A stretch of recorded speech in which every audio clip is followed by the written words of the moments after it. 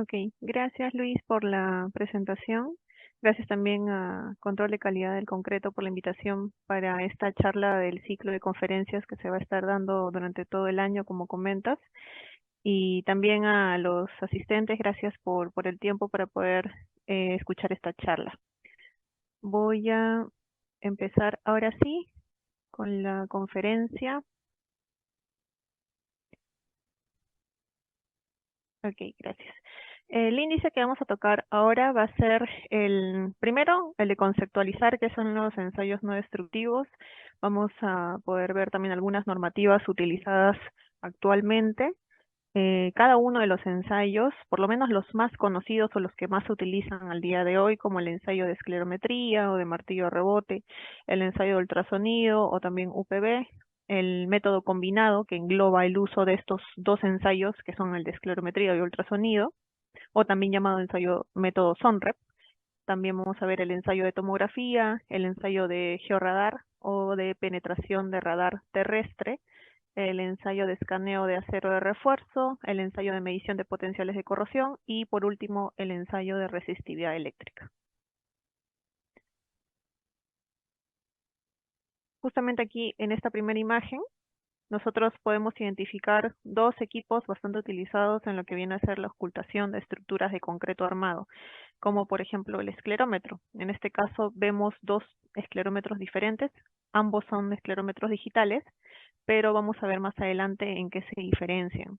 Y también en el medio, en la imagen del medio, tenemos un equipo de ultrasonido también bastante utilizado hoy en día para poder caracterizar el concreto de forma no destructiva. Primero, ¿qué son los ensayos no destructivos? Los ensayos no destructivos, como bien indica su nombre, o también llamados ensayos no invasivos, no generan ningún tipo de daño en la estructura de concreto armado. En este caso vamos a especificar justamente este material, ¿no? Que es el concreto armado, pero también hay ensayos no destructivos o no invasivos para estructuras metálicas.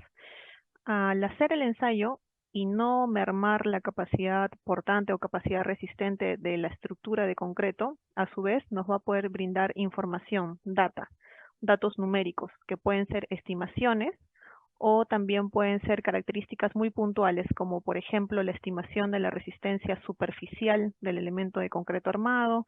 Podemos obtener también características como la uniformidad del concreto, o también podemos ver si es que ese concreto es uniforme en todas las partes o hay zonas en donde quizás se pueden detectar algún tipo de oquedades o defectos internos que nosotros de forma superficial no vamos a ver.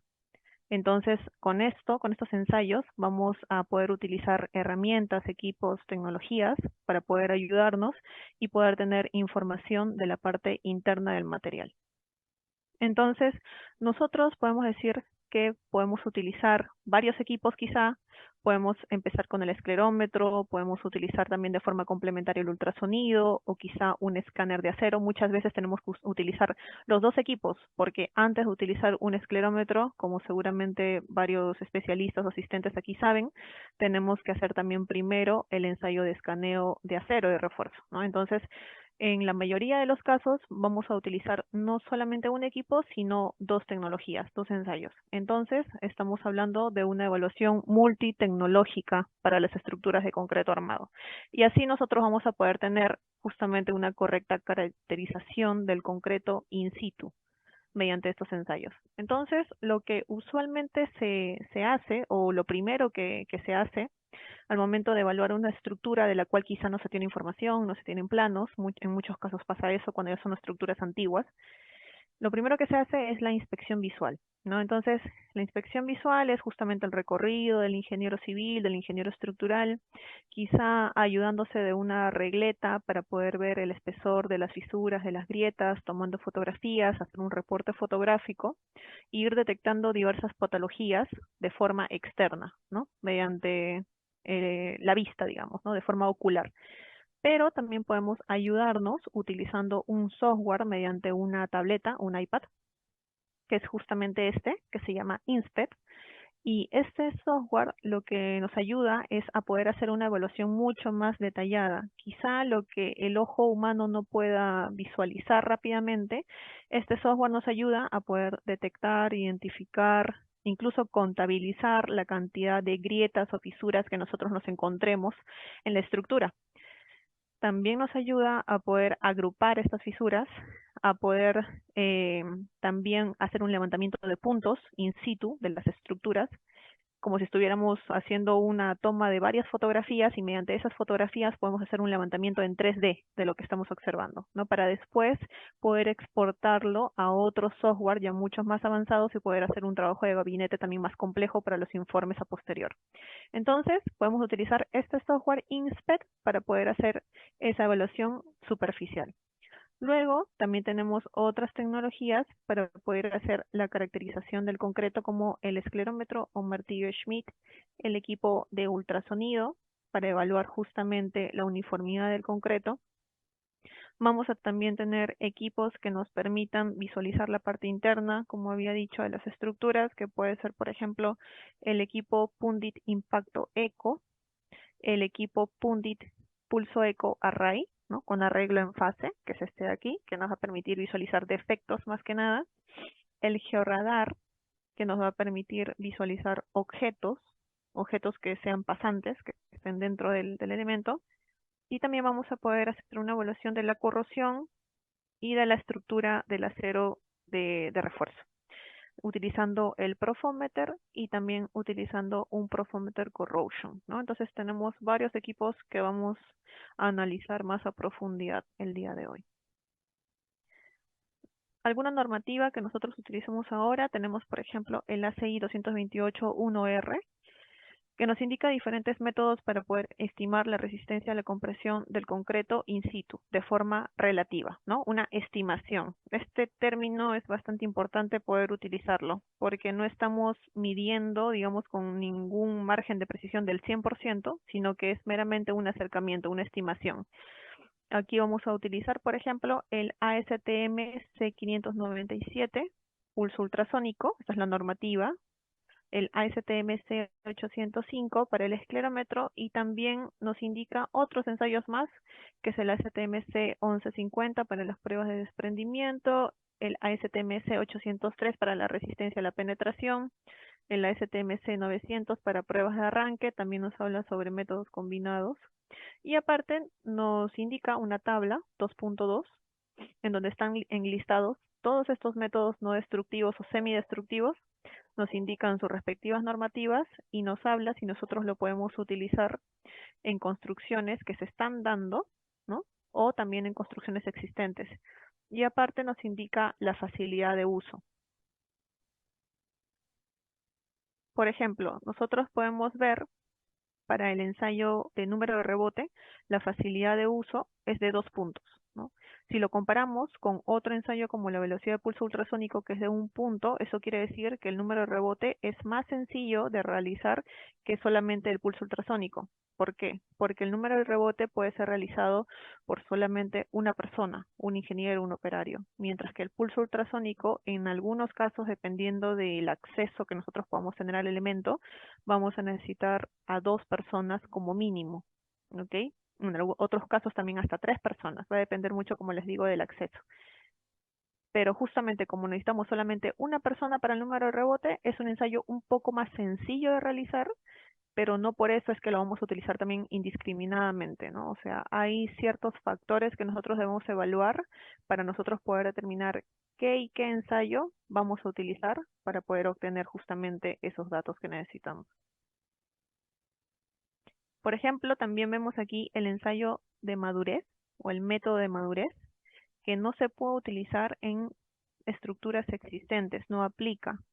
Y esto es justamente porque este ensayo se utiliza mediante unos sensores.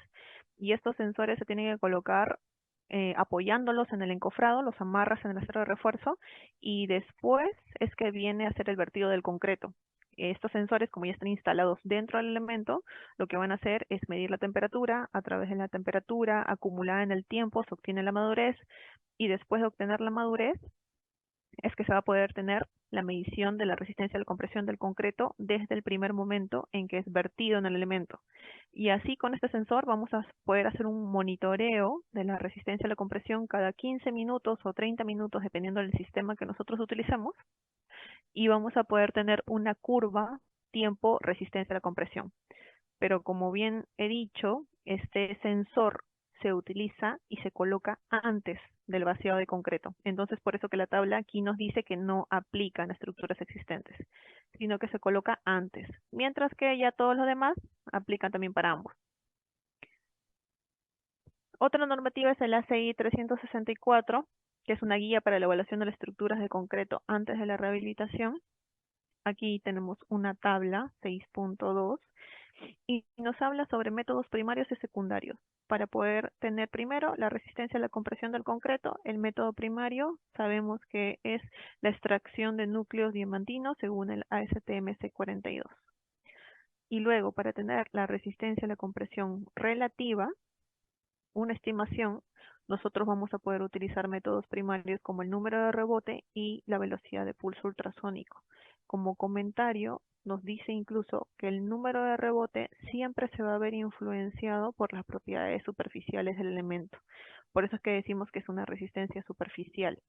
Mientras que el ultrasonido, como va a recorrer justamente todo el elemento y la parte interna de la estructura, entonces nos va a dar resultados a través de este espesor que vamos a evaluar. También el ACI 437R03 nos indica que estas pruebas in situ no destructivas o no invasivas se van a utilizar en conjunto con estas pruebas de núcleos perforados. Lo que se busca es justamente poder complementarlos, ¿no? No solamente hacer perforación de núcleos, sino que lo que se busca es reducir un poco estas perforaciones para no disminuir también la capacidad resistente de la estructura global y utilizar también en conjunto los ensayos no invasivos para poder estimar resistencias a la compresión en una gran parte de los elementos de la estructura, ¿no? También va a depender mucho del presupuesto que se maneje, del presupuesto que tenga el cliente final, pero en conjunto se va a poder tener una gran cantidad de resultados. El ACI 228.1R19 nos dice que tenemos dos tipos de evaluación. Tenemos la evaluación cualitativa, que es justamente poder tener y localizar zonas de calidades diferentes mediante métodos comparativos.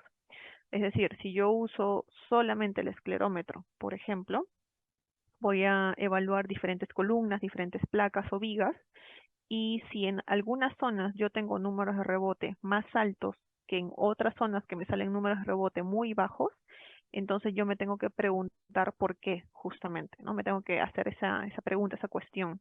Entonces yo voy a poder agrupar los elementos por calidades, calidad baja, calidad media y calidad alta, ¿no? Mediante la comparación. Y luego también tenemos el método cuantitativo, en donde ya no solamente utilizamos el número de rebote, sino que ya hacemos todo un proceso de laboratorio previo para poder tener una curva de correlación de mezcla y así poder finalmente tener una estimación de la resistencia superficial del concreto in situ, ¿no? Entonces, hay que hacer una diferencia entre esos dos tipos de evaluación. Ya para hablar netamente ahora sí sobre el ensayo de esclerometría. El ensayo de esclerometría se viene utilizando desde el año 1950, ¿no? Por el científico Ernest Schmidt, que fue el que creó este equipo desde este año. Este equipo era un dispositivo bastante grande, difícil de cargar, incluso por una sola persona. Anteriormente, el primer esclerómetro medía como 1 metro, ¿no?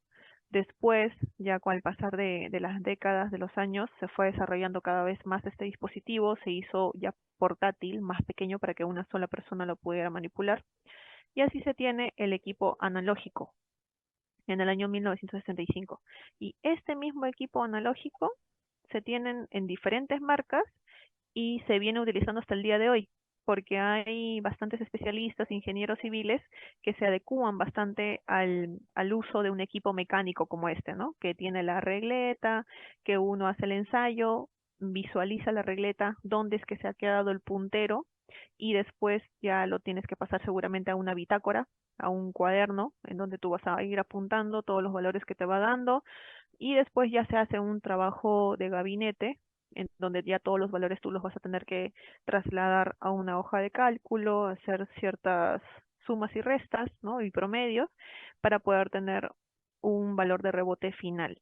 Después ya se tuvo esclerómetros con impresoras portátiles también, que te daba como un boleto impreso con todos los valores de rebote, entonces ya no tenías que apuntar nada, sino que te lo daban en ese mismo momento.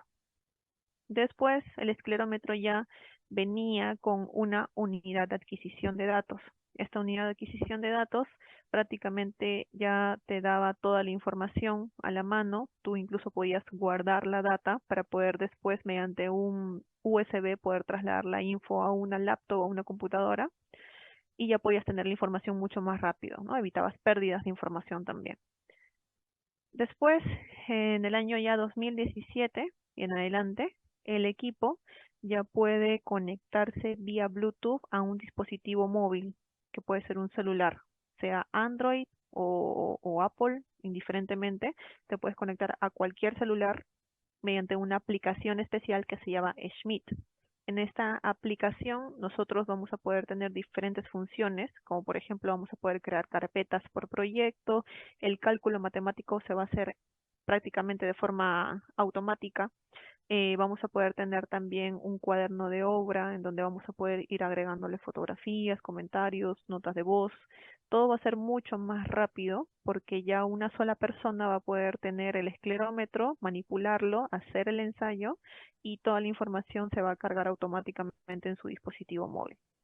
O también podemos utilizar mediante Bluetooth una impresora portátil para poder tener un reporte inmediato o un boleto impreso con todos los resultados. Esclerómetros hay varios tipos. Aquí hay un cuadro que trata de resumir la mayoría. Tenemos, por ejemplo, este esclerómetro tipo péndulo, que es el Schmidt OS 120PT, que se utiliza más que nada para estimaciones de resistencias en edades muy tempranas, como por ejemplo de 1 a 5 megapascales o de 5 a 10 megapascales. Me va a permitir justamente poder saber el momento, el tiempo en el cual el elemento puede ser desencofrado, o también me va a permitir estimar la resistencia en juntas de mortero en muros de albañilería. También tenemos el Original Schmidt Life tipo N y tipo L. Hay dos tipos de esclerómetro. El tipo N significa que es un esclerómetro con una energía de impacto normal, que es igual a 2.2 newton por metro.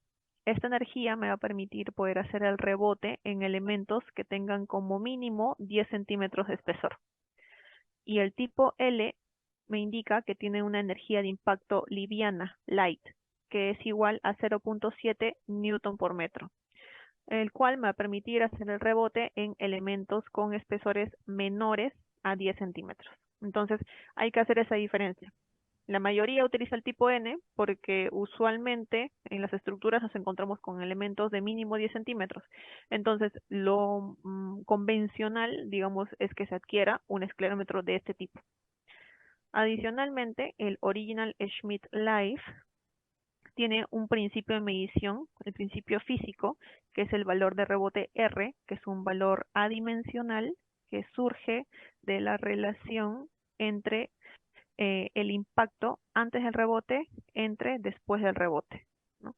Ese es el valor R, de la energía del impacto antes del rebote entre la energía del impacto después del rebote.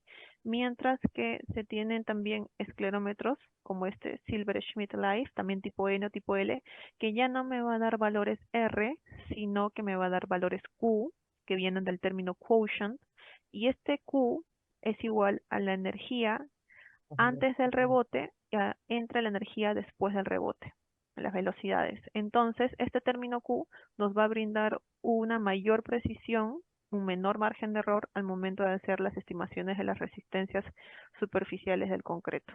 Y este Silver Schmidt me va a permitir tener también un rango más grande de estimación de resistencias, desde los 10 megapascales hasta más de 100 megapascales, incluso utilizando siempre curvas personalizadas de mezcla. También voy a poder cambiarle el punzón por uno tipo hongo para poder también tener resistencias de 5 a 10 megapascales y de 10 a 30 megapascales. Mientras que el Original Schmidt me permite solamente estimar desde los 10 megapascales hasta los 70 megapascales. Adicionalmente, estos esclerómetros al ser digitales, son completamente independientes del ángulo de impacto, porque el esclerómetro analógico, seguramente en algún momento lo han podido ver, viene con un manual de operación y en este manual de operación hay unos ábacos o unos gráficos. En estos gráficos hay tres curvas, usualmente, que van a depender de la dirección del impacto. Entonces, cuando generan un valor de rebote, usualmente van a estas curvas y lo que hacen es ubicar, ¿no?, el valor de rebote dependiendo si es que es un rebote en horizontal, hacia abajo, sobre cabeza. Pero, ¿qué pasa si yo tengo una estructura como esta, en donde yo voy a tener un ángulo de impacto de 45 grados? Entonces aquí ya yo no tengo la curva, voy a tener que interpolar valores y sacar mis propias curvas, pero eso es bastante laborioso. Entonces, con el esclerómetro digital, el valor de rebote obtenido va a ser corregido automáticamente por el dispositivo, porque el equipo tiene un sensor que me va a permitir medir también el ángulo en el cual yo me encuentro. Entonces, si yo me encuentro en horizontal, va a colocar 0 grados. Si me encuentro hacia abajo, va a ser 90 grados negativo. Y si me encuentro de sobre cabeza, va a ser 90 grados positivo, ¿no? Y si me encuentro en otro ángulo diferente, me va a medir exactamente ese ángulo, me va a colocar 20 grados, 30, 45 o en negativo también, ¿no? Entonces ya prácticamente es un factor del cual ya no nos vamos a preocupar porque el equipo lo va a hacer solo. Aparte, en el aplicativo también tenemos una función que es la de colocar curvas personalizadas de mezcla. Estas curvas es un procedimiento que se hace antes de ir a la estructura a hacer los ensayos de rebote. Si es que es una estructura que se está dando, que está en plena construcción, entonces del control de calidad del concreto endurecido se van a sacar diferentes probetas. Esas probetas en el laboratorio, antes de pasar por un ensayo de compresión, nosotros vamos a sacarle el valor de rebote, como se ve aquí en la imagen.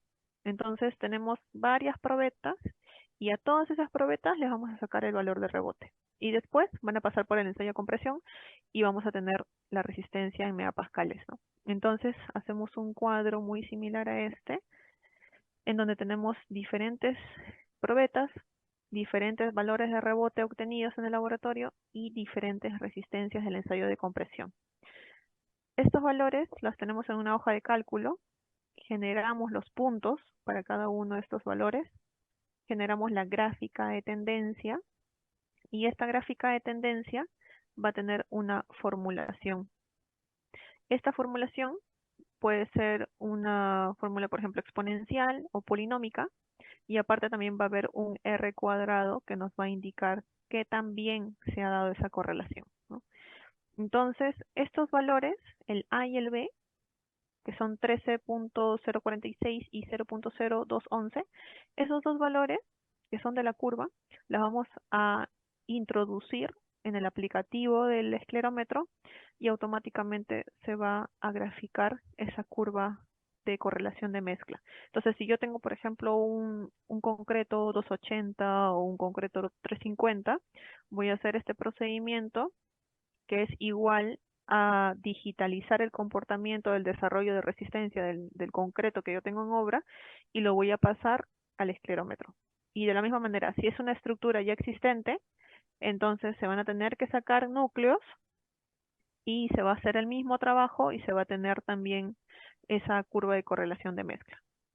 Lo que te indica igual la norma es que de 6 zonas de diferentes calidades, de cada zona se va a sacar por lo menos 2 núcleos. Eso quiere decir que se van a tener 12 núcleos como mínimo para poder realizar una curva de correlación de mezcla medianamente aceptable. ¿Ok? Entonces hay que tener en cuenta también estas limitaciones que tiene el equipo para la estimación de la resistencia.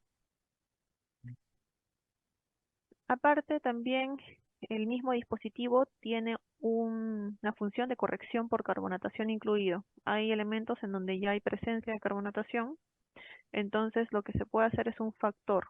Primero se va a medir el rebote en la zona con carbonatación, después se va a retirar la carbonatación del elemento, se va a volver a medir el valor de rebote en la zona ya no carbonatada y se va a tener un factor de corrección, que usualmente va a disminuir el valor de rebote obtenido en las zonas carbonatadas, porque lo que hace la carbonatación es justamente cerrar los poros que tiene el concreto con el óxido de calcio, entonces la dureza superficial me va a salir usualmente más alta. Entonces lo que este factor de corrección va a hacer es disminuir y poder acercarlo un poco más a lo que se tiene realmente en el proyecto. El equipo de igual forma también ya incluye el procedimiento que tiene cada normativa. Aquí utilizamos nosotros el ASTM C805, lo que nos dice que tenemos que recoger 10 valores de la zona de esclerometría. Si, por ejemplo, nosotros colocamos utilizar la normativa europea, que es la EN 12504, entonces ya no van a ser 10 rebotes, sino que va a ser 9 rebotes. Si utilizamos normativas que utilizan en Asia, entonces van a ser 13 rebotes. Va a depender mucho de la normativa que nosotros utilicemos. Pero aquí utilizamos el ASTM 805. Nosotros lo podemos seleccionar directamente en el equipo, en estándar. Seleccionamos ASTM y el equipo solo va a ser el cálculo automático. Es decir, nosotros agarramos 10 valores de la zona. De los 10 valores se saca un promedio. De ese promedio tenemos un rango más 6 menos 6. Luego vemos independientemente si cada valor está dentro de ese rango. Si el valor está fuera del rango, entonces ese valor se elimina. Y si hay más de 2 valores eliminados, toda la serie viene a ser inválida. Y si hay menos de 2 valores eliminados, esa serie viene a ser válida.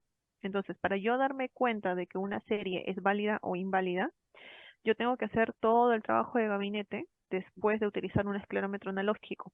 Pero cuando utilizo un equipo digital como estos, como ya toda la información me la va a pasar el celular, yo voy a poder ver in situ si es que la serie es válida o inválida, lo que me va a ayudar bastante porque me va a ahorrar mucho tiempo, ya que si es que yo me doy cuenta que la serie es inválida, cuando ya yo haya regresado a mi oficina a hacer un trabajo de gabinete, quizás sea necesario tener que volver al proyecto y volver a hacer el ensayo de esclerometría, si es que yo no me doy cuenta. Pero con el aplicativo en mano, ya yo me voy a dar cuenta de si la serie salió inválida, borro la serie y simplemente vuelvo a tomar los datos. Entonces me va a ayudar bastante. Adicionalmente, estos esclerómetros, aparte de conectarse con el aplicativo de celular, también van a hacer que toda la información guardada se traslade a una plataforma 360 que se llama Workspace, de la cual uno puede abrir en cualquier laptop. Entonces, si es que varias personas tienen ese mismo proyecto guardado en sus usuarios, van a poder ver la misma información en la plataforma. Entonces, si una persona está trabajando, por ejemplo, en un proyecto en provincia, en mina, con la información, no va a tener que pasarlo a través de correos ni nada por el estilo, sino que las personas que están en la oficina van a poder visualizar en tiempo real la información recogida en campo y van a poder incluso ir avanzando quizá con informes para el cliente final, ¿no? Entonces ya el traslado de la información es mucho más rápido también. El procedimiento general que se utiliza para el uso del esclerómetro es este, ¿no? Primero, utilizar un escáner de acero de refuerzo para poder ubicar las varillas de acero en ambas direcciones. Después poder ver una zona libre de acero. En esta zona libre de acero yo voy a tener que pulir un poco la parte superficial con una piedra de molar o carborundum. Después en esta zona ya pulida voy a tener que hacer mi cuadrícula. Esta cuadrícula yo voy a dividirla justamente en diferentes puntos. Cada punto tiene que estar espaciado 1 pulgada como mínimo. Y aquí es donde ya yo recién voy a tomar los 10 puntos, los 10 resultados de rebote. ¿Por qué tengo que hacer escaneo antes? Porque como ya hemos dicho, el esclerómetro es un ensayo superficial. Entonces, si el recubrimiento del acero de refuerzo es crítico, es mínimo, si es 2 centímetros, 1 centímetro, por ejemplo, entonces ahí lo que yo voy a hacer es medir la dureza, no tanto del concreto, sino la dureza del propio acero. Por eso que va a ser necesario primero liberar las zonas y poder identificarlas antes. Ahora entramos con el ensayo de velocidad de pulso ultrasónico o UPV. Aquí tenemos, por ejemplo, el primer equipo que se desarrolló en el año 1996, que se llamaba TICO, y era bastante fácil de identificar en los laboratorios o proyectos porque es siempre color amarillo. Luego, en el 2009 salió la patente Pundit para poder desarrollar en el 2010 el primer equipo. El 2011 ya se desarrolló un Pundit Lab Plus que tenía muchas más funciones, que es como por ejemplo poder aplicar ¿Ves el el método SONREP. proyecto? Luego, en el año Eso es 2013 más se visible, tiene el no Pundit digas cosas. PL200 Ahora, y en el año 2017 se desarrollaron los transductores de punto seco para poder determinar el módulo de elasticidad. sociales, de ligar.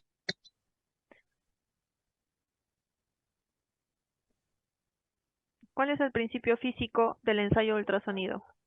El equipo tiene dos transductores, un transductor emisor y un transductor receptor. El transductor emisor justamente va a poder emitir un pulso de sonido que va a recorrer todo el elemento de concreto en todo su espesor. El equipo lo que hace es medir electrónicamente el tiempo de recorrido de ese pulso de sonido. Entonces vamos a tener una primera medición de tiempo en microsegundos usualmente. Luego nosotros también vamos a tener la distancia de recorrido, porque este elemento seguramente va a ser una columna, una viga o el espesor de una placa. Entonces lo vamos a medir también con una wincha. Entonces ahí ya tenemos la otra dimensión que es la longitud de recorrido, ¿no? Entonces la división de la distancia entre el tiempo de recorrido nos va a dar un resultado de velocidad de pulso de onda.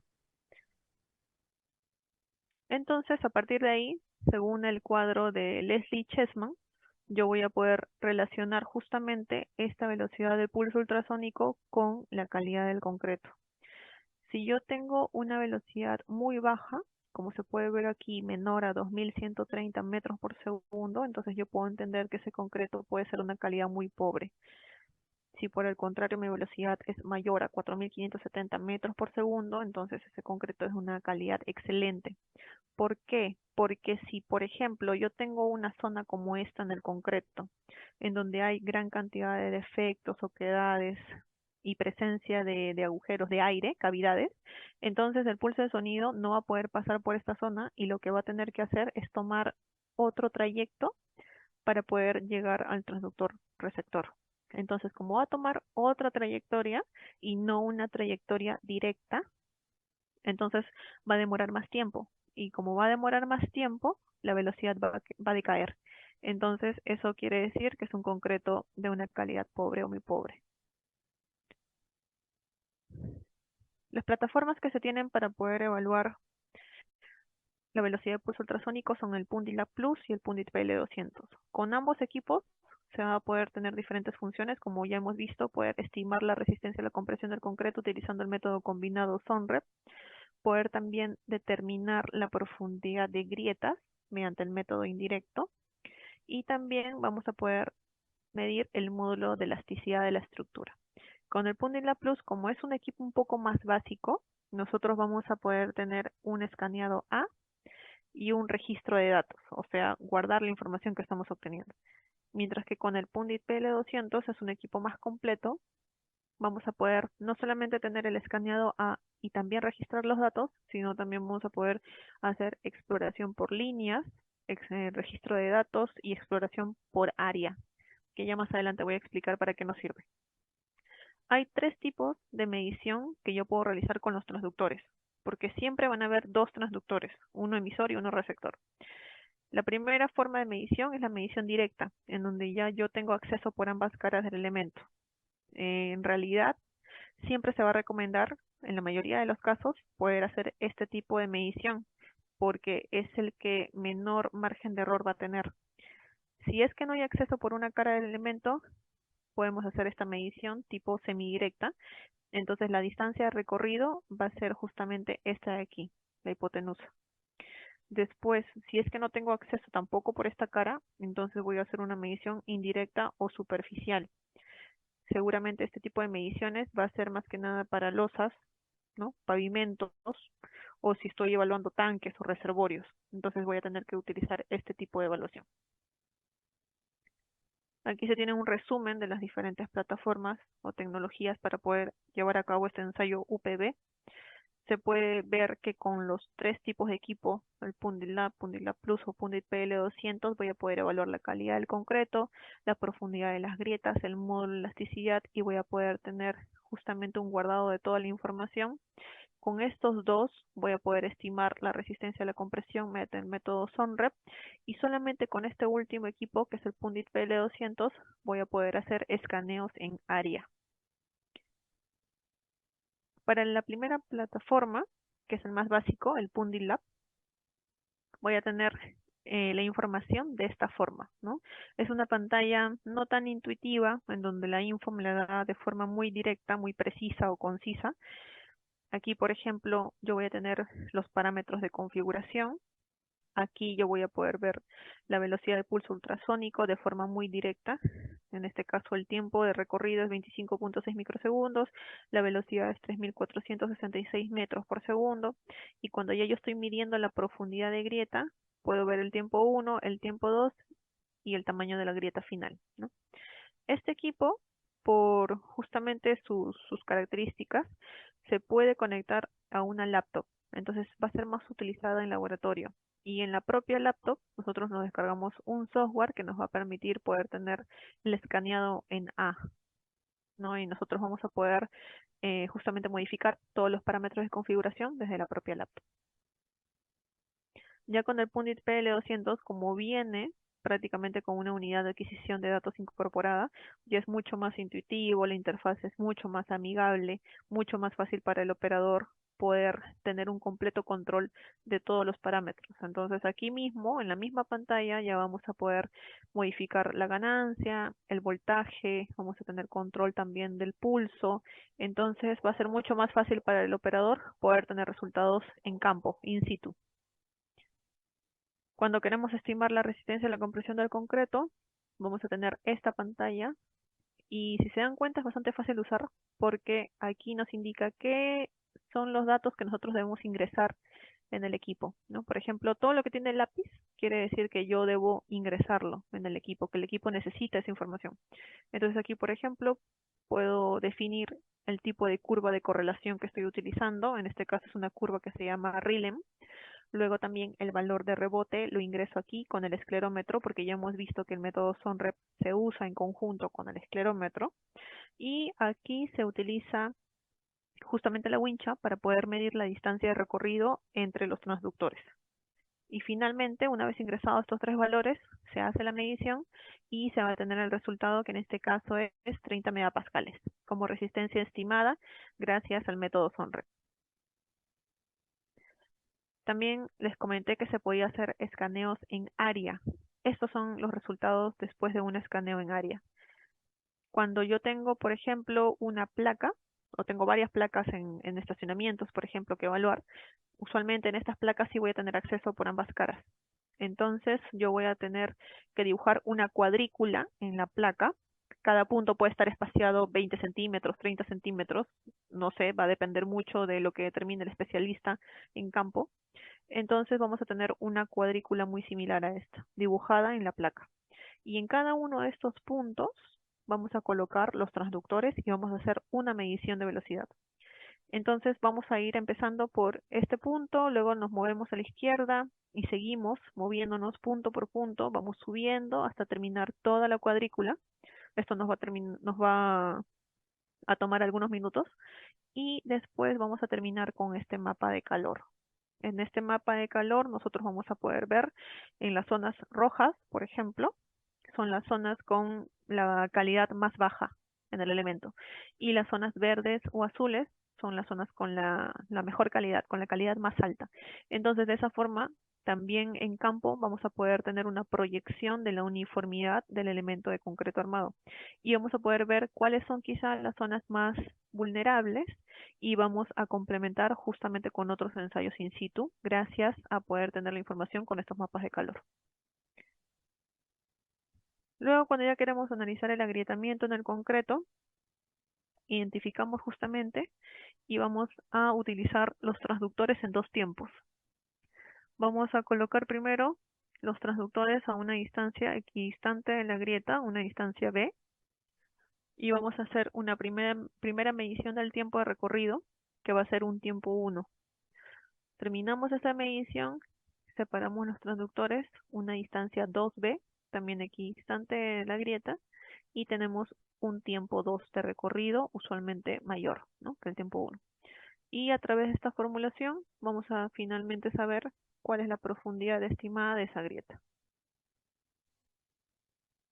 Adicionalmente, este equipo se utiliza una gran cantidad de transductores, dependiendo de la aplicación o del material que estamos evaluando. El equipo viene ya con 2 transductores, que son estos de aquí, los de 54 kHz, que se utiliza para la mayoría de aplicaciones en concreto.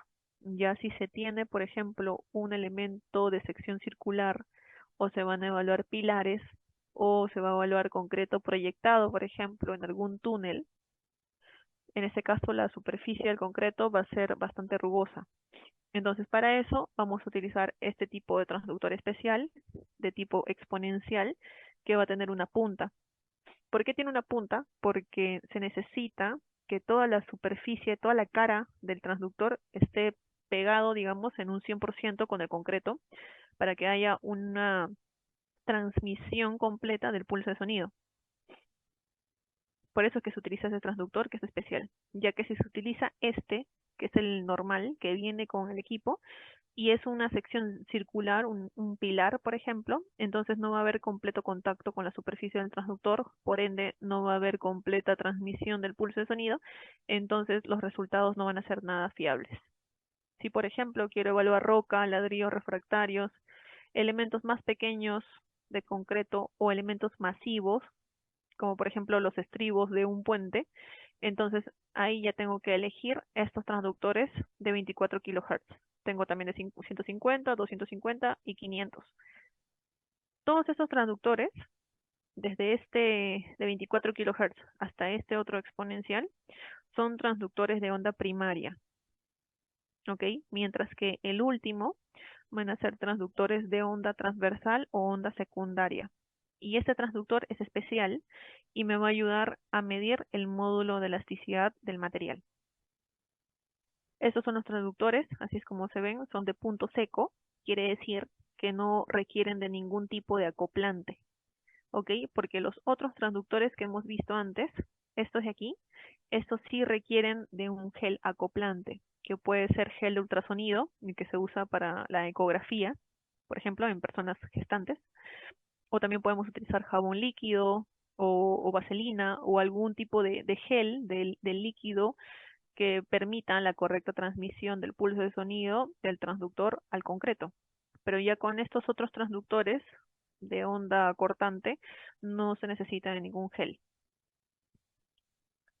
Entonces, ¿por qué medimos el modo de elasticidad? El modo de elasticidad nos sirve bastante para poder evaluar estructuras y poder determinar la resistencia a la deformación bajo cargas que puedan tener, bajo cargas continuas, ¿no?, vibracionales, como por ejemplo un puente vehicular. También pueden ser, por ejemplo, industrias o fábricas, porque tienen maquinaria que usualmente está vibrando, ¿no? O también estadios, al momento de un partido de fútbol, vibran muchísimo, entonces en ese caso se necesita el modo de elasticidad. Luego también para núcleos de roca, para poder hacer la clasificación de los núcleos según el ASTM y el ISRM, se necesita el módulo de elasticidad también. Para poder obtener este dato, primero medimos la velocidad con la onda primaria, luego medimos la velocidad con la onda secundaria, con un transductor y otro, obtenemos el módulo de Poisson a través de esta fórmula con ambas velocidades y finalmente obtenemos el módulo de elasticidad.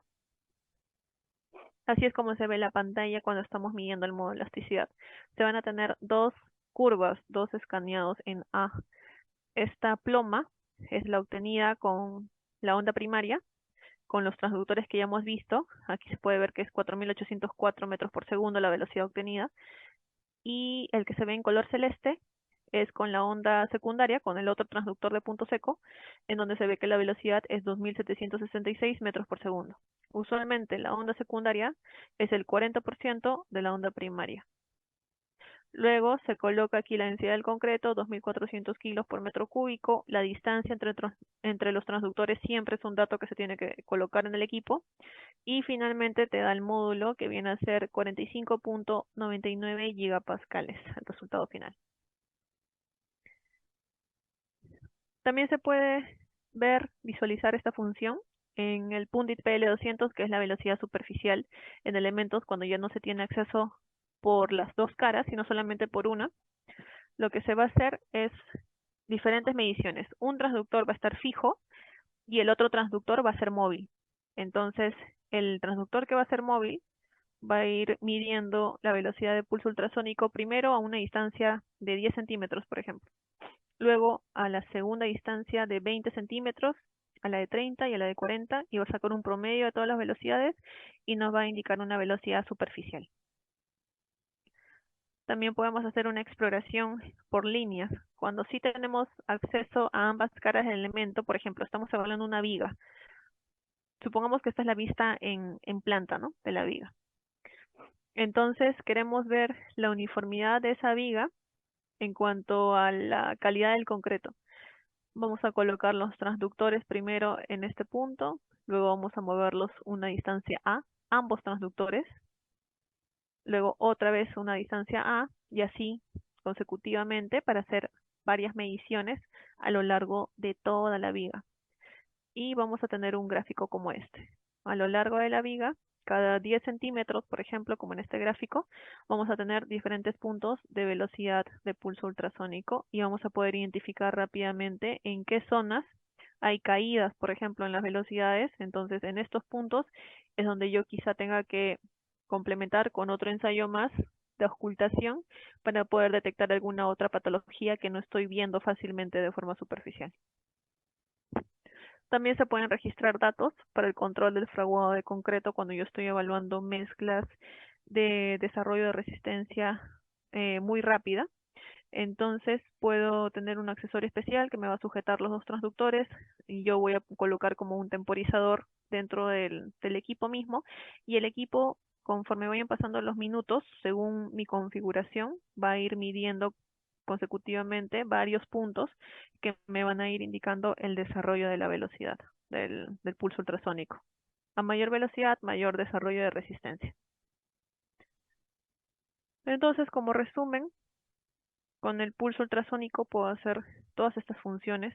Puedo estimar justamente la resistencia a la compresión del concreto mediante el método SONREP. Puedo determinar distancias, medir velocidades de pulso, medir profundidades de grieta, conocer la velocidad superficial de los elementos, poder hacer escaneos en línea y también escaneos en área para poder tener esos mapas de calor y poder ver las diferentes calidades del concreto y también diferentes espesores incluso, ¿no?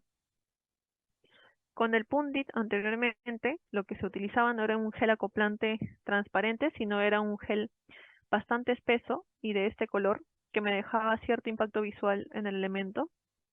Algunos especialistas no les gustaba o al cliente final no le gustaba que se tenga después este color porque aparte era muy difícil de sacar. Y aparte que con los equipos antiguamente se necesitaban dos personas como mínimo, una persona que agarre los transductores y otra persona que vaya configurando el equipo y poder hacer un disparo manual.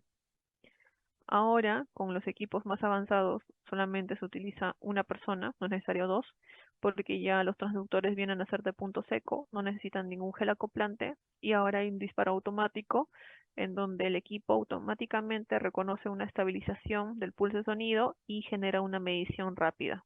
Entonces solamente se necesita de una persona.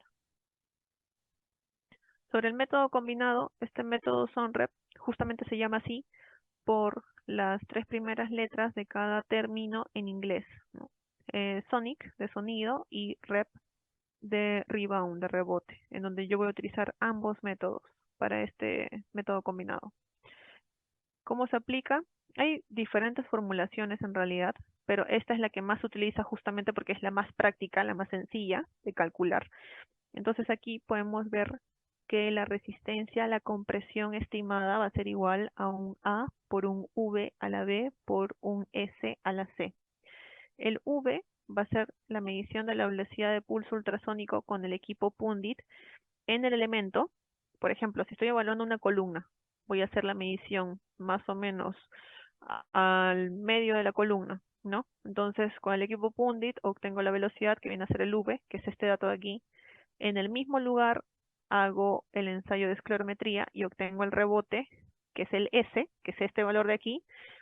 Y luego tengo ya constantes que previamente he calculado, que son el A, B y C, que son estos valores, estos tres valores de aquí. Entonces ya con todos los datos obtenidos, finalmente calculo la resistencia a la compresión estimada en el concreto in situ. Se tienen incluso también hojas de cálculo para poder estimar las constantes A, B y C. Estas curvas de correlación de mezcla se calculan de forma muy similar a lo que había explicado anteriormente con el esclerómetro, cuando tenemos probetas o núcleos, en donde la probeta le voy a sacar el valor de rebote, que es esta fila, y también la velocidad de pulso ultrasónico, que es esta otra fila. Y después de ambos ensayos voy a mandar a un ensayo de compresión a la probeta o al núcleo. Y tengo esta otra fila de resultados. Entonces ya después de obtener las tres filas de resultados, de la misma forma genero una curva con estos tres parámetros y automáticamente en la fórmula voy a tener estas tres constantes A, B y C. El valor R cuadrado me sale 0,92, lo cual es muy cercano a 1, por ende justamente esta correlación es bastante buena. Aquí se han tenido 12 probetas, entonces justamente se tienen 12 pares de información, ¿no? Si yo utilizara solamente el equipo de ultrasonido para estimar la resistencia, podría tener una correlación de un 50%. Si utilizara el esclerómetro, puedo llegar hasta un 90% si es que utilizo un esclerómetro óptico, por ejemplo. Pero si es que utilizo ambas tecnologías y las combino en este método, voy a poder tener una correlación de hasta el 93%, lo que es bastante alta, ¿no? Aparte que si uso ambos métodos, se va a producir un buen efecto de cancelación. ¿Eso qué quiere decir? Que si, por ejemplo, hay un parámetro dentro del material, como por ejemplo la presencia de humedad, la presencia de humedad hace que la velocidad de pulso ultrasónico disminuya en el resultado, mientras que en el esclerómetro hace que aumente. Entonces, al momento de utilizar ambos ensayos, prácticamente se va a producir un efecto de cancelación de este parámetro que viene a ser la humedad. Entonces, no voy a tener que hacer ningún tipo de corrección adicional. Por eso es que se utilizan en conjunto estos dos ensayos. Después tenemos otra tecnología que viene a ser un nivel más del Pundit PL200, que se llama pulso eco ultrasónico para tomografía.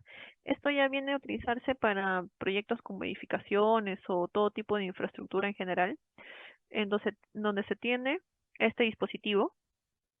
Ya no son dos transductores, sino que se tiene un solo dispositivo y en este dispositivo se ven dos canales. Este es el canal emisor y este es el canal receptor. O sea, ambos se encuentran en el mismo equipo. Cada canal tiene 9 transductores de contacto o de punto seco, o sea, tampoco van a requerir de gel acoplante. Este equipo se va a colocar en la parte superficial del material, del elemento de concreto armado. El equipo, mediante el canal emisor, justamente va a lanzar este pulso de sonido, el pulso va a chocar con la parte más externa del material, va a haber una reflexión y va a regresar al canal receptor. Entonces se va a tener justamente una imagen como esta, que es una imagen tomográfica, a partir de esa reflexión del pulso, y se va a poder visualizar una coloración roja-naranja que te va a indicar que es el fin del elemento que estás evaluando. Entonces aquí, por ejemplo, ya tienes la medición del espesor con esta tomografía.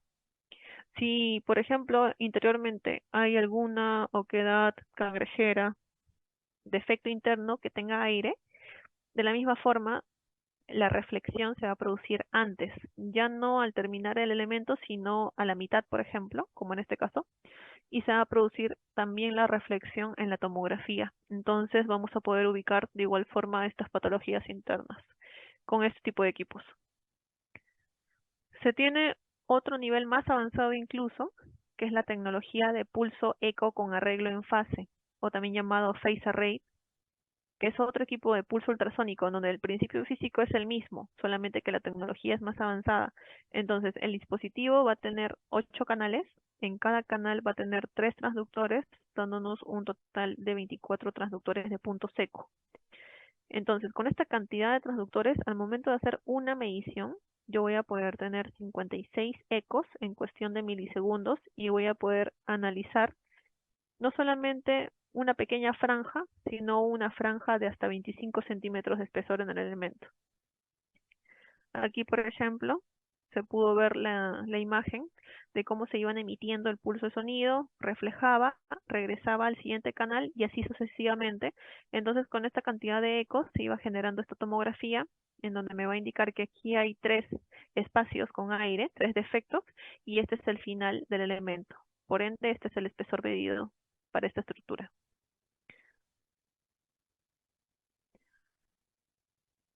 También hay otro equipo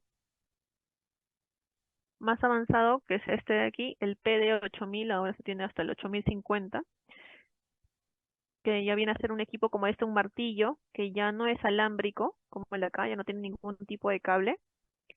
Aparte te permite poder tener la ubicación de las tomografías de forma directa. Yo coloco esta regleta y, por ejemplo, si yo estoy evaluando un muro de 5 metros, y yo empiezo a hacer mis mediciones en la parte final del muro, luego me voy a la parte del medio, luego me voy al inicio del muro. El equipo, mediante este láser, va a ir identificando en qué centímetro yo me encuentro del muro y va a ir colocando las imágenes en orden, según como yo haya hecho las tomografías. Aparte, también se va a poder conectar a este iPad y me va a brindar una tomografía en donde yo voy a poder tener realidad aumentada para poder visualizar las cangrejeras, delaminaciones o cavidades que hayan internamente en la estructura de concreto. Incluso también puedo acoplarlo a otro transductor y así puedo avanzar el doble de rápido, ya no solamente teniendo una franja de 25 centímetros, sino que puedo evaluar una franja completa de hasta 50 centímetros por medición, cosa que ya puedo avanzar mucho más rápido y también la productividad se mejoraría. Con este Pundit, por ejemplo, si yo hago un recorrido en este elemento, yo puedo visualizar finalmente en la aplicación de la tableta esta tomografía, ¿no? Entonces aquí, como este elemento es irregular, puedo ir viendo aquí el espesor a 50, aquí también a 50, aquí el espesor en 30, aquí hay presencia de aire y aquí hay una delaminación. Entonces, en el mismo software, yo puedo ir colocando etiquetas. Estas son etiquetas que me van a ir indicando qué es lo que yo ya he identificado. Y puedo ir también modificando los parámetros de configuración para poder ir visualizando mucho mejor todo lo que voy encontrando internamente. Y con realidad aumentada, incluso puedo proyectar las imágenes tomográficas que estoy obteniendo en la misma estructura. Entonces puedo hacer marcas, señalizaciones en campo. No tengo que esperar incluso a un posterior trabajo de gabinete, poder procesar los datos, poder trabajar con los resultados en la computadora, sino que en campo puedo ya proyectarlo y puedo identificar rápidamente qué es lo que hay. Quizá tengo que hacer algún tipo de perforación, alguna extracción diamantina, algún agujero para poder auscultar algo, entonces ya lo puedo hacer in situ.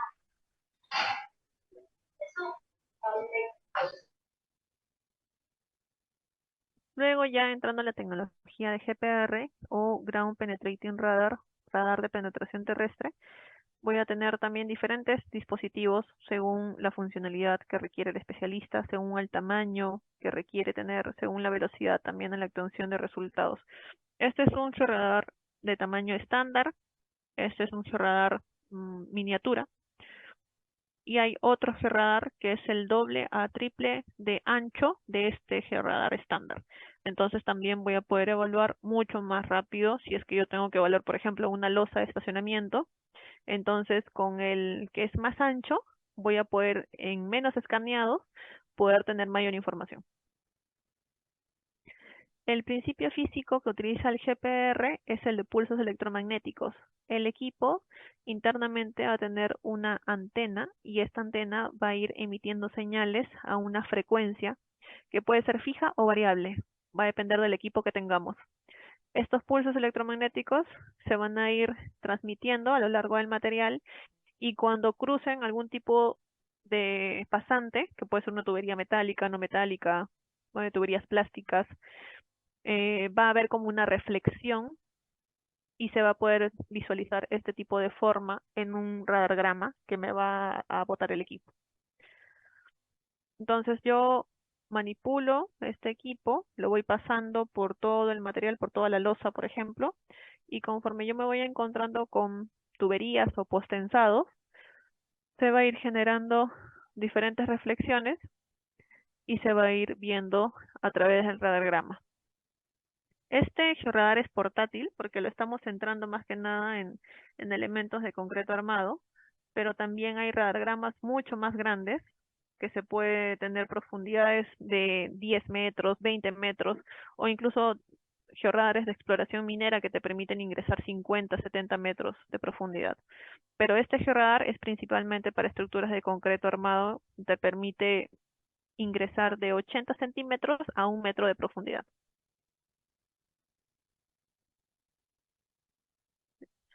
Un georradar convencional usualmente tiene una frecuencia fija.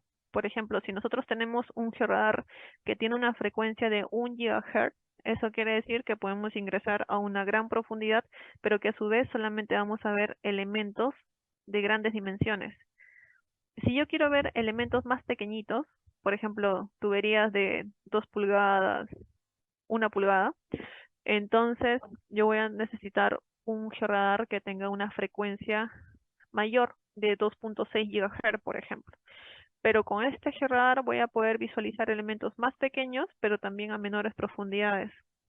¿Qué pasa si yo tengo que evaluar una estructura en la cual voy a tener que visualizar diferentes tuberías de diferentes dimensiones, ¿no? O pasantes de diferentes dimensiones? Va a ser bastante difícil que una misma empresa pueda tener dos diferentes georradares o tres georradares con diferentes frecuencias para yo poder tener la imagen completa de todo el elemento, ¿no? No es, digamos, viable para ninguna empresa económicamente hablando de que adquiera más de dos georradares.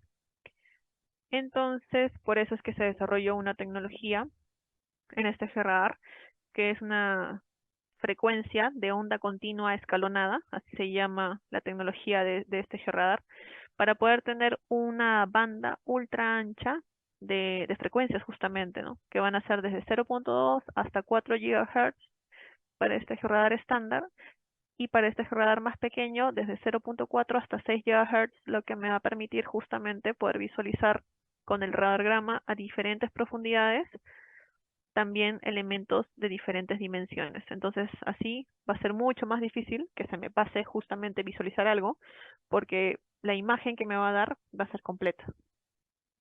Estos equipos, de igual manera, así como con el Pundit Face Array, también se van a conectar mediante un software a una tableta y yo voy a poder visualizar el radagrama migrado, el radagrama no migrado, voy a poder también ver los resultados en 3D. Aquí es como se puede ver todo el enmallado del acero de una losa. Aquí se ve el postensado. Voy a poder verlo también en 2D, tanto los aceros de refuerzo como oquedades utilizando el Pundit. Ahora vamos a hacer un comparativo entre las dos tecnologías. ¿Cuál es la diferencia entre un equipo georradar y un equipo de ultrasonido?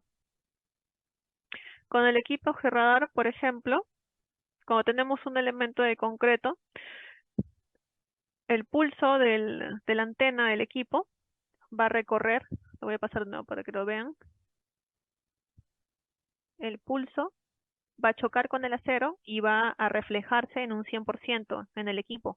Entonces, por eso es que podemos visualizar mucho más rápido el acero de refuerzo con el georradar. Pero si lo mismo hago con el pulso eco, ahí se puede ver,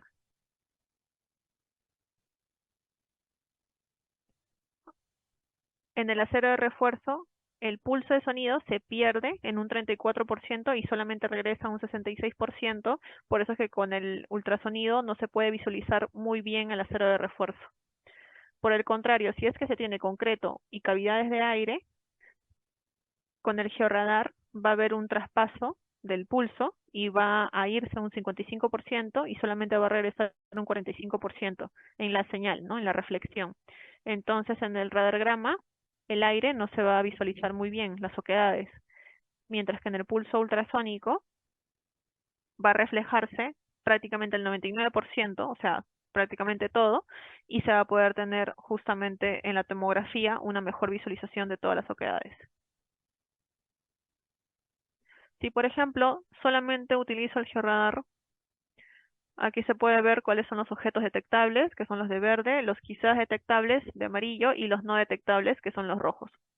Entonces, con el georradar voy a poder ver todo el enmayado inicial, el enmayado secundario, o de la otra cara voy a poder ver algunos elementos como ductos o postensados, y van a haber también elementos que no voy a poder ver porque ya sobrepasan el margen de detección, ¿no? El rango de detección. Entonces, si hay más de 1 metro en profundidad, ya no voy a poder visualizarlo con el georradar.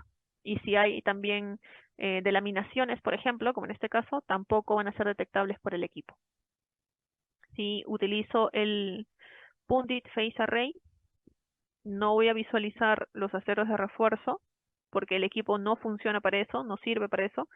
Quizá vea los aceros de refuerzo de la primera capa, va a depender mucho también del nivel de confinamiento que haya, pero sí voy a poder ver todos los pasantes que tenga, ¿no? Todas las cangrejeras, delaminaciones, oquedades se van a poder visualizar, y también voy a poder ver el término del elemento, o sea, la profundidad, ¿no? El espesor del material.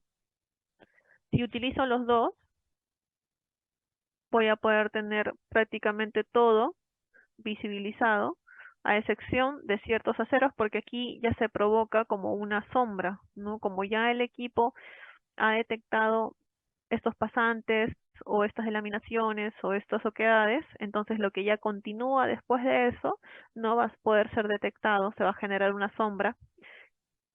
Lo mismo aquí con el acero de la segunda malla, pero sí voy a poder detectar todo lo demás. Igual aquí se quiso hacer como un ejemplo ya con cavidades un poco exageradas de forma real, y se puede visibilizar los resultados con cada una de las tecnologías, ¿no?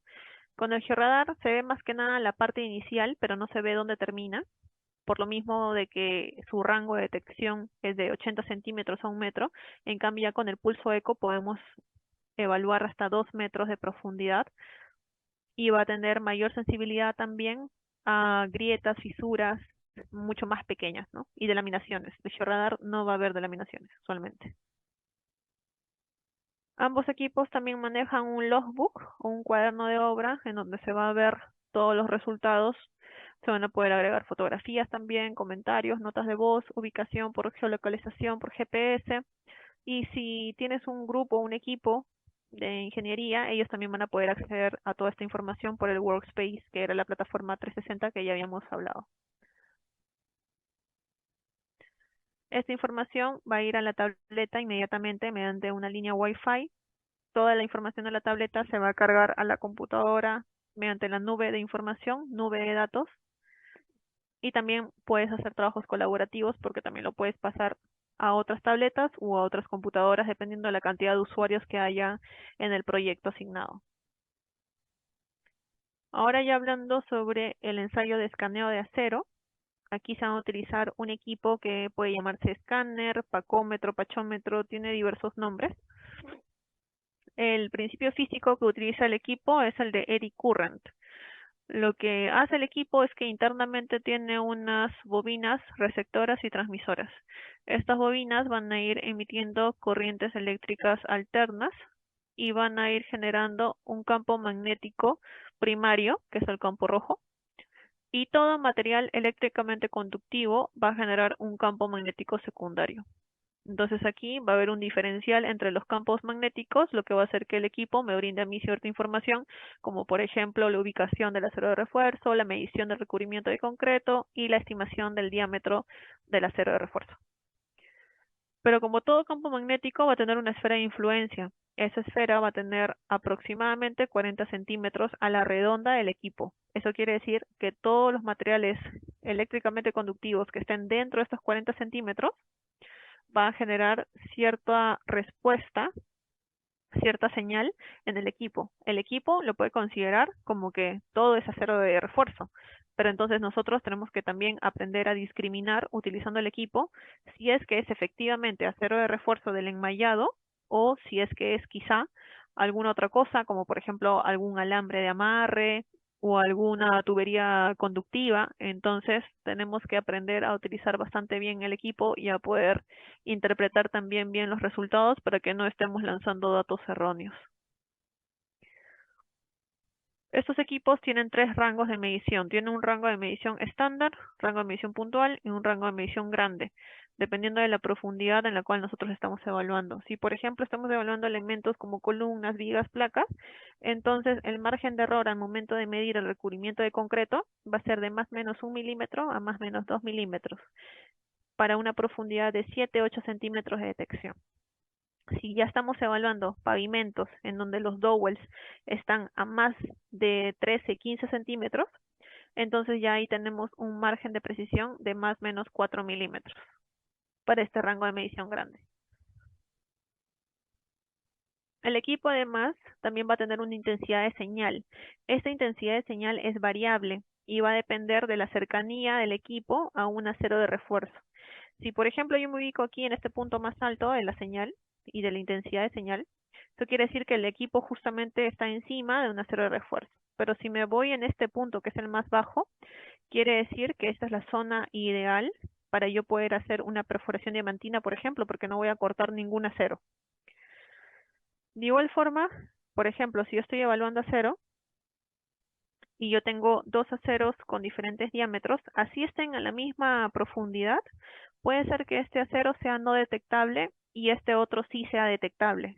Si es que es un acero de un diámetro de 1 pulgada, por ejemplo, y se encuentra a 6 centímetros de profundidad y este otro también, este de 1 pulgada sí se va a detectar porque va a enviar la suficiente intensidad de señal al equipo.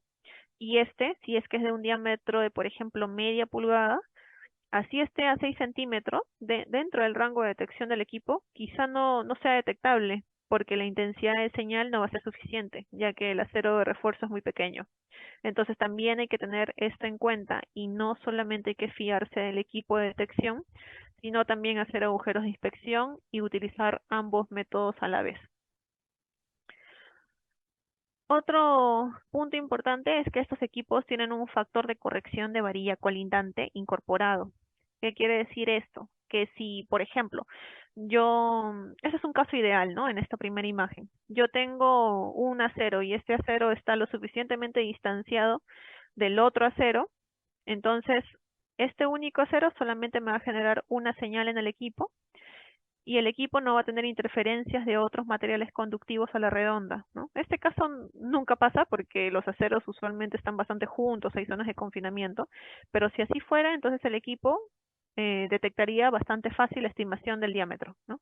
Pero como esto no ocurre, y lo que ocurre es más que nada una situación como esta, en donde hay un doble enmayado, los aceros están mucho más juntos, ¿no? Entonces aquí lo que pasa es que hay diferentes señales de todos los aceros y el equipo, al momento de darte una estimación del diámetro, prácticamente te puede dar una suma de todos los aceros que vaya detectando. Entonces el diámetro final con el equipo, si es que está mal configurado, seguramente te puede salir 35 milímetros, 40 milímetros, ¿no? O sea, datos que uno a primera vista va a considerar erróneos.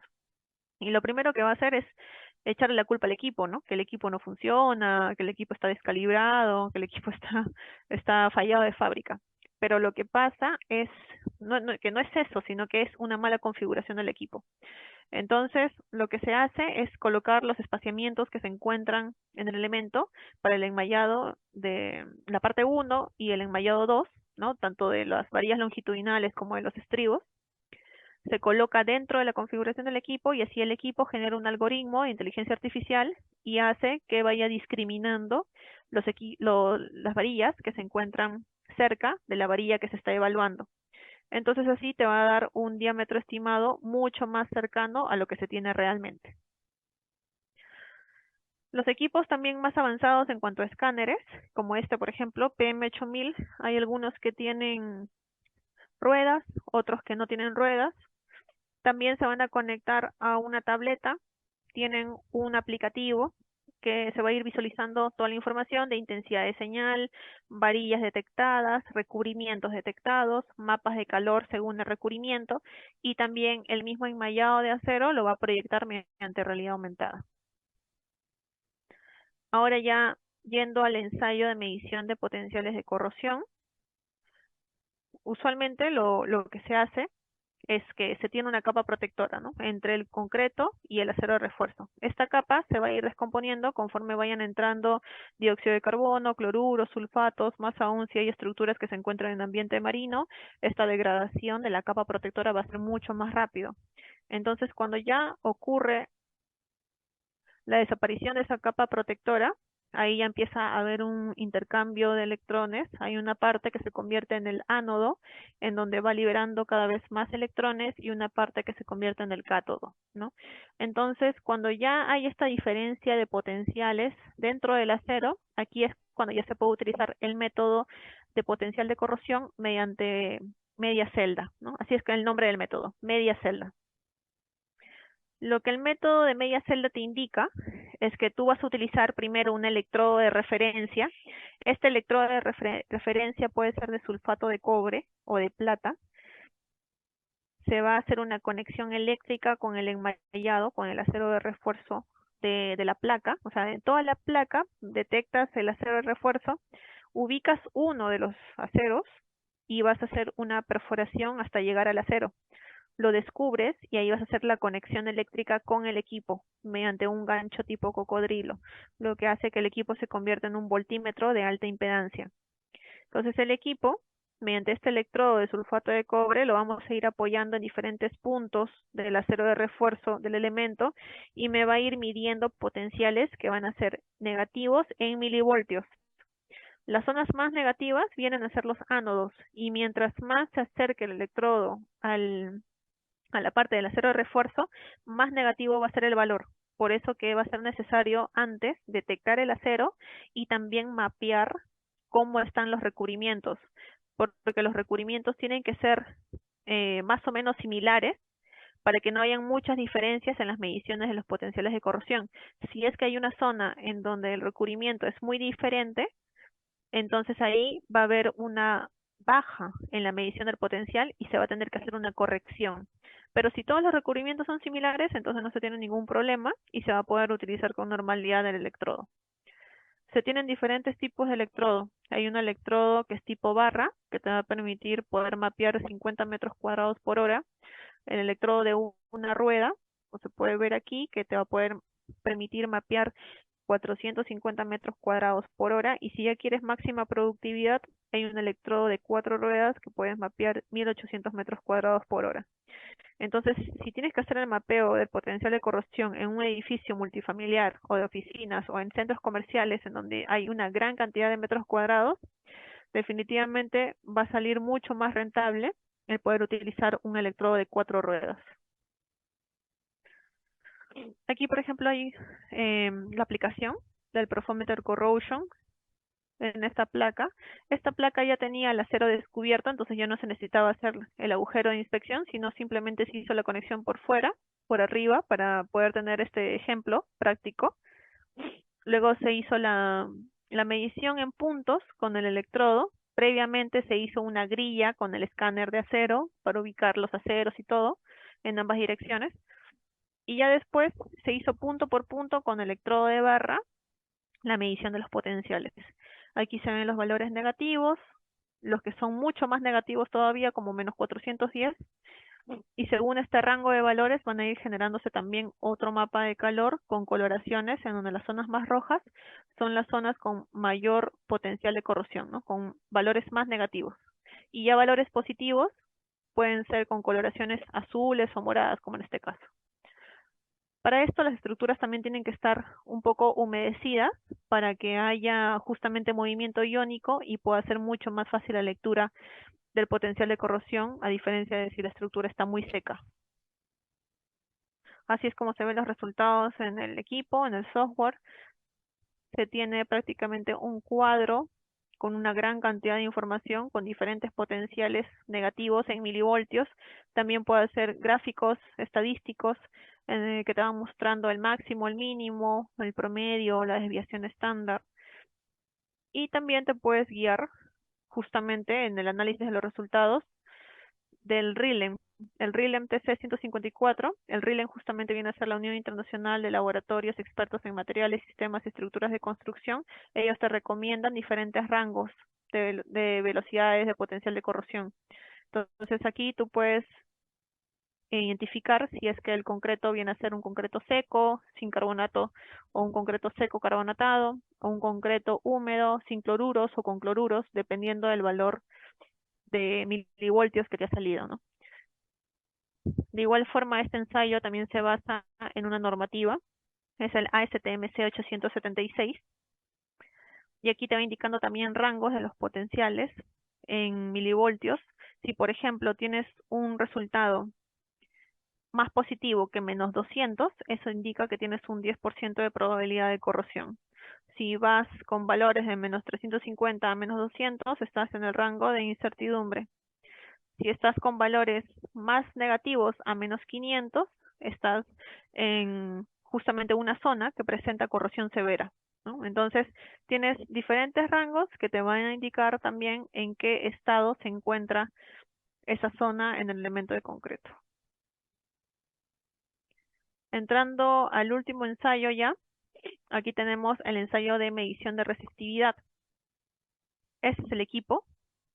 Es un resistivímetro portátil para concreto.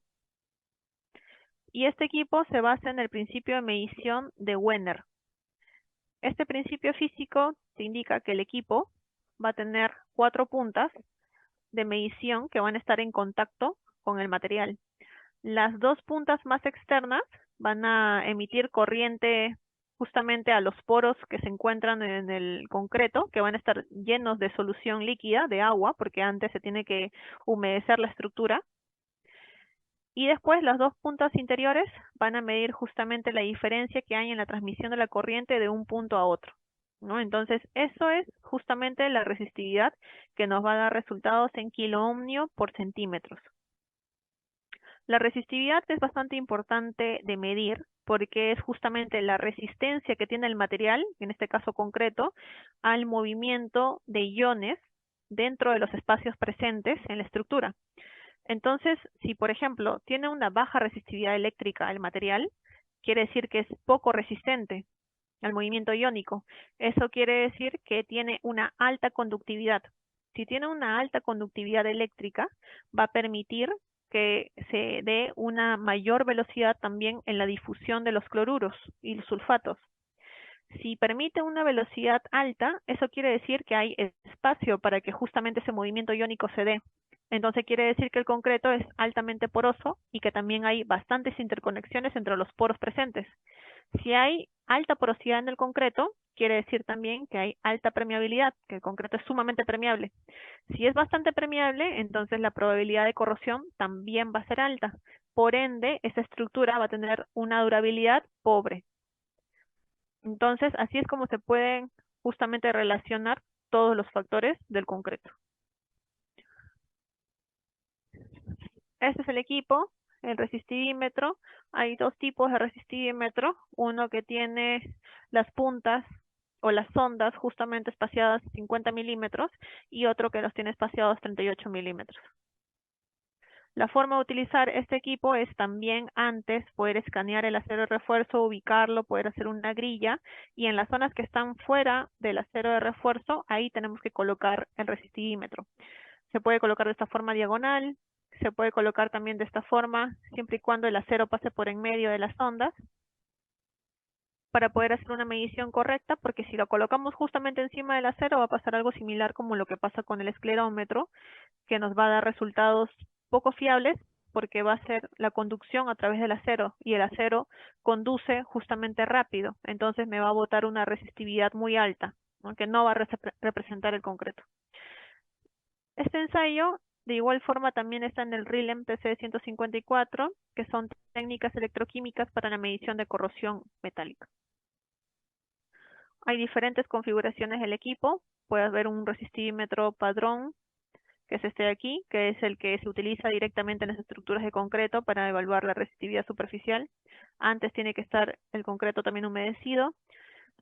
Hay un resistivímetro volumétrico que ya viene con unos accesorios para poder medir la resistividad en probetas.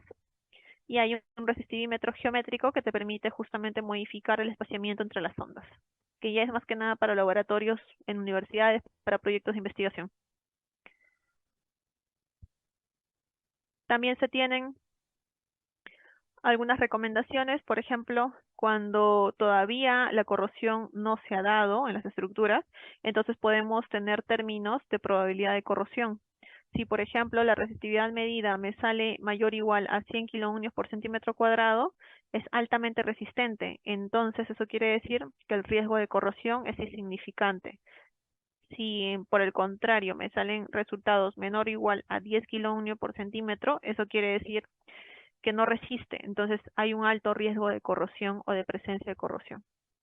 Ya si la corrosión se ha dado en la estructura, ya lo hemos identificado mediante otros métodos, entonces podemos utilizar estas recomendaciones de Langford y Bromfield de 1987, en donde si la resistividad sale mayor a 20 kiloohmios por centímetro, eso quiere decir que la velocidad de corrosión viene a ser baja todavía. Pero si la resistividad es menor a 5 kiloohmios por centímetro, eso quiere decir que la velocidad de corrosión es bastante alta, entonces que la degradación de la estructura se va a dar bastante rápido.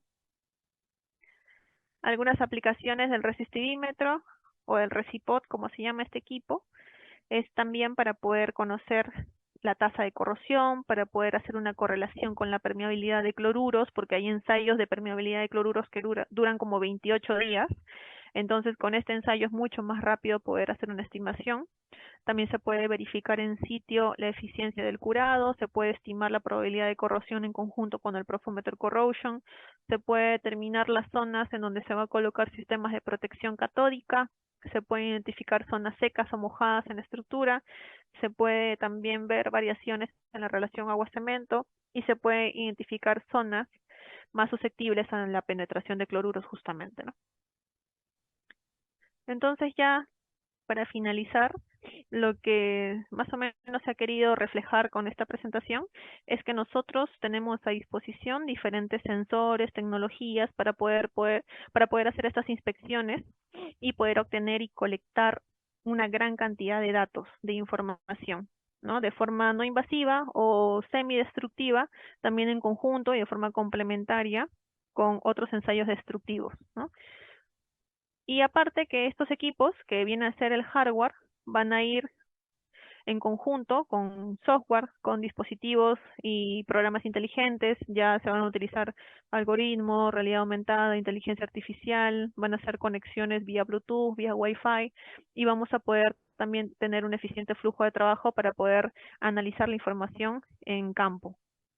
Lo que va a hacer que justamente se pueda hacer una combinación digital con las herramientas que usualmente se utilizan, vamos a poder también tener una gran cantidad de información, lo que nos va a ayudar a poder hacer una evaluación mucho más completa, más holística de las estructuras de concreto armado, no solamente cuando ya la estructura esté lo suficientemente dañada, sino también poder hacer manutenciones preventivas, poder hacer inspecciones cada año o cada 5 años para poder hacer mantenimientos y poder saber antes de tiempo las zonas que quizás se tengan que reparar o reforzar y así finalmente poder tener un buen rendimiento en costo y tiempo.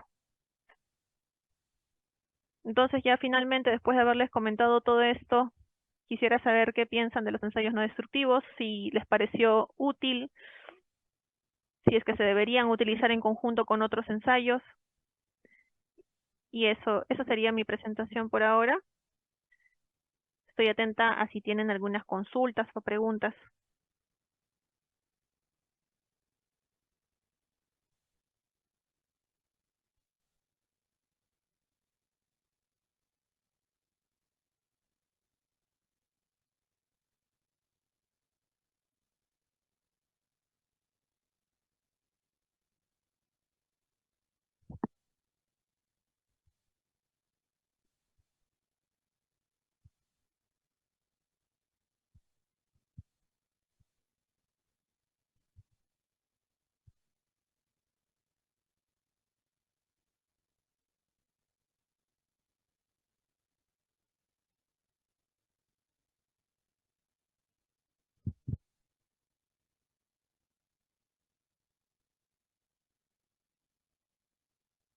Ya, el equipo ultrasonido va a depender mucho si va a ser, por ejemplo, el ultrasonido que hablé al inicio, que tienen los dos transductores. Si es que son los dos transductores, esto quiere decir que el elemento tiene acceso por ambas caras, para empezar, en el mejor de los casos. Si es así, nosotros podemos evaluar elementos que tienen hasta 3, 4 metros quizá, porque hay cables que conectan el transductor al equipo que tienen longitudes de 10 metros como máximo. Entonces sí se pueden evaluar elementos masivos, ¿ok? De grandes dimensiones. También se pueden evaluar columnas, placas, vigas, que son los elementos tradicionales, pero hay diferentes longitudes de cable. Hay de 1.5 metros, que son los que vienen con el equipo desde ya, como también cables de 6 metros y de 10 metros, ¿no? Para esas longitudes.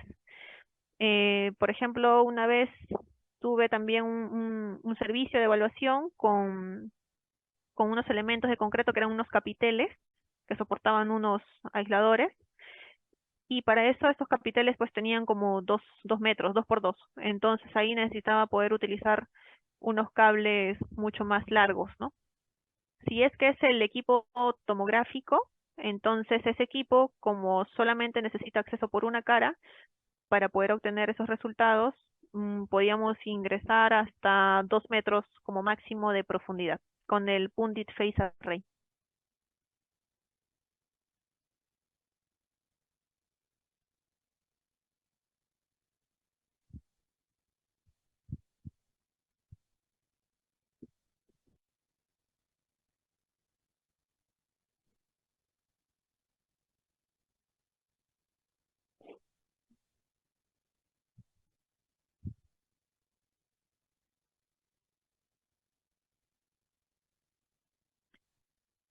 Ok, en cuanto a la calibración, usualmente estos equipos de medición se recomienda hacer una calibración una vez al año, ¿no? Dependiendo también mucho del uso, porque si por ejemplo el esclerómetro sobre todo, que puede sufrir mayor desgaste en el punzón al momento de hacer los rebotes continuos, si es que se tiene una gran cantidad de rebotes, entonces sí se necesita hacer antes del año la calibración. Igual la calibración viene acompañado de un mantenimiento, ¿no? O de una inspección preventiva o correctiva. Porque si solamente es calibración, el certificado de calibración lo que te indica es si el equipo está midiendo bien o mal. Pero si está midiendo mal, entonces ahí lo que sigue es un mantenimiento justamente para poder cambiar las piezas que requiere el equipo, ¿no? Entonces, al igual que el esclerómetro, el equipo ultrasonido también una vez al año. Y luego, ¿qué factores podrían mermar, creo, la efectividad del ultrasonido en el equipo propio, o sea, el mismo hardware? Sé que, por ejemplo, no soporta mucho las lluvias, ¿no? Entonces, si es que se va a hacer trabajos en provincia, en zonas donde llueve de forma muy intensa, han pasado casos en donde si el equipo está completamente expuesto al ambiente y al agua, el equipo va a tener también algún tipo de problema después o de falla, sobre todo en la pantalla, ¿no? Entonces, sí, eso es más que nada. Luego también en elementos en donde quizá haya mucha altura, ¿no? En elementos que hayan, por ejemplo, en unidades mineras, ¿no? En provincias también, ahí puede que por ahí haya algún inconveniente con los equipos, sobre todo los que se pueden conectar quizá de forma Wi-Fi, ¿no? Con este sistema Wi-Fi, porque puede haber problemas ya que no hay torres de telecomunicaciones en todos lados como en otros países, ¿no? Aquí en Perú a veces falta mucho eso, entonces podría tenerse inconvenientes también a ese nivel.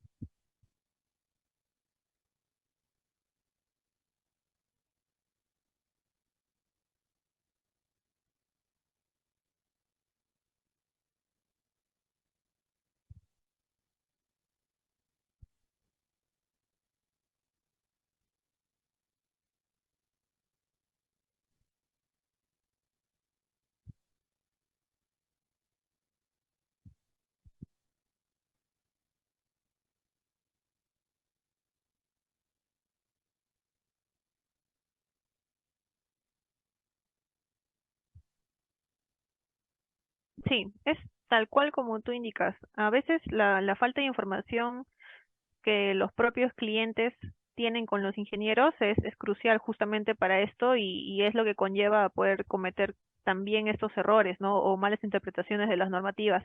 Em, y justamente por eso es que se hace lo que tú comentas, de que solamente es una sola curva de correlación con extracciones diamantinas a lo largo de toda la edificación, pero muchas veces son en tiempos diferentes, los siguientes pisos han sido producto de una ampliación o de un reforzamiento, incluso puede ser de un mismo proveedor de concreto, pero a veces el mismo proveedor de concreto tiene agregados en diferentes canteras, ¿no? Entonces también ahí va a haber un cambio en el comportamiento del concreto. Si bien sea aparentemente el mismo diseño de mezcla, pero el agregado va a ser diferente, entonces el comportamiento también. Ahí ya no aplica hacer la misma curva de correlación de mezcla.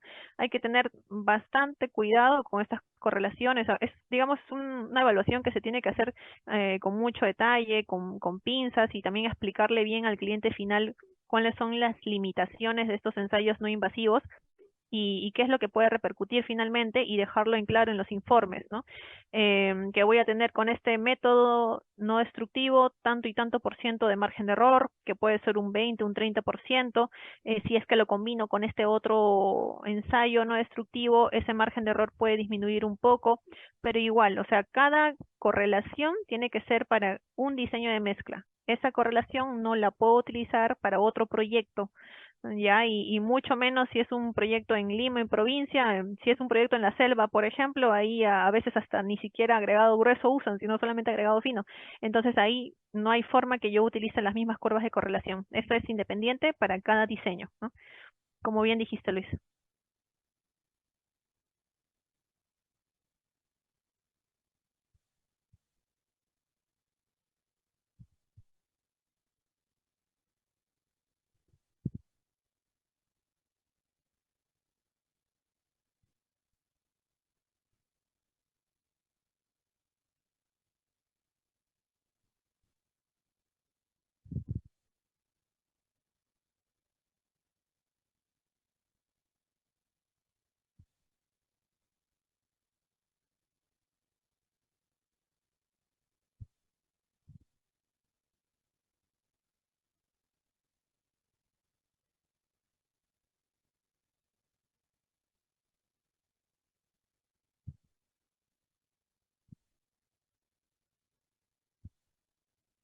Exacto.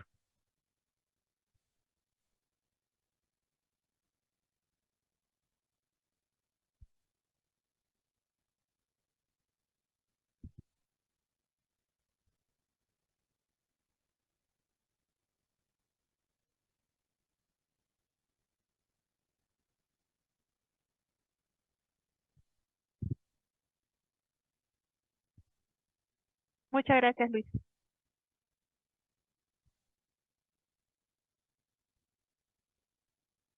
Sí, gracias, Luis, por la invitación. Gracias también a todos los asistentes.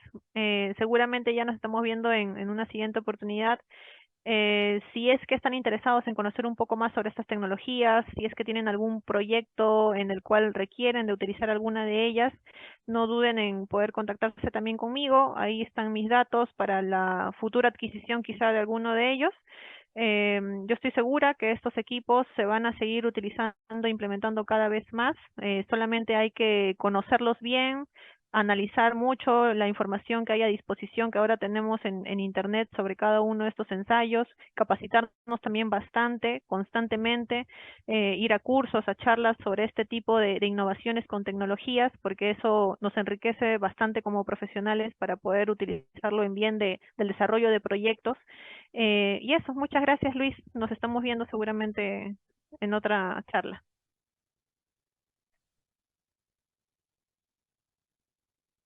Hasta luego.